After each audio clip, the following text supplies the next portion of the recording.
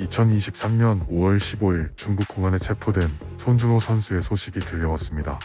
중국 소식통 A씨에 의하면 사건 최고 핵심부부터 사법 처리를 시작하는 중국 사법부 특성상 아직 손준호 차례가 오려면 시간이 좀 더 필요하지만 운이 없으면 징역형이라는 처벌을 받을 수 있다라며 축구 팬들의 걱정을 키우고 있습니다.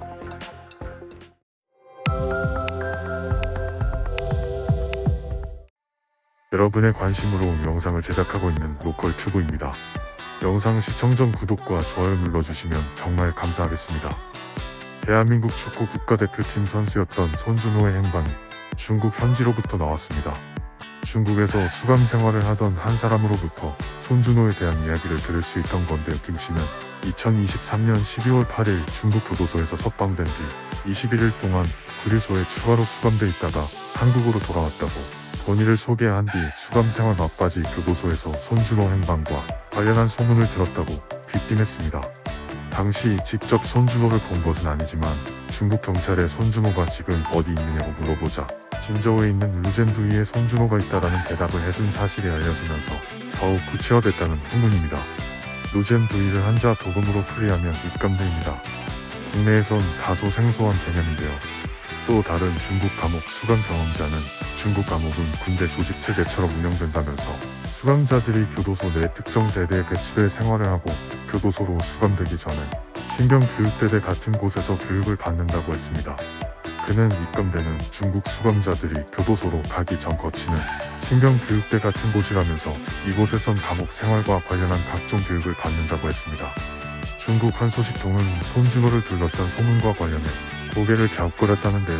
이 소식통은 입감대는 통상적으로 재판이 끝난 수감자들이 가는 곳이라면서 손준호 재판 관련 소식이 전혀 없는데 입감대에 들어갔다는 것은 납득하기 어려운 부분이라고 했습니다. 한편 손준호 선수의 재판 결과가 어떻게 나올지 많은 팬들이 궁금해하는 가운데 선수 시절 에버턴에서 뛴 적도 있는 리티의 중국 남자 축구대표팀 전 감독이 종신형을 선고받았다는 소식이 나왔습니다. 리티에는 중국 축구대표팀 감독을 지내고 있던 지난 2022년 중국 축구계를 강타한 승부 조작 스캔들이 터지자 뇌물 수수 혐의로 구속됐습니다. 중국 매체들의 보도에 따르면 조사 과정에서 리티에가 거액의 금품을 받고 특정 에이전시에 소속된 선수들을 국가대표팀이 발탁했으며 국가대표팀 감독에 선임될 때에도 부정한 방법을 사용했다는 게 밝혀진 건데요. 중국 언론인 이시아는 리티에가 중국 축구대표팀 감독에 부임하기 위해 300만 달러를 지불했다고 말했습니다. 거액의 돈이지만 리티에는 국가대표팀 감독이라는 지위를 이용해 특정 브랜드를 홍보하거나 에이전시에 소속된 선수들을 국가대표로 발탁하는 대신 금품을 받았다는 게 이시안의 설명입니다. 리티에는 1심에서 종신형을 선고받은 것으로 알려졌는데요.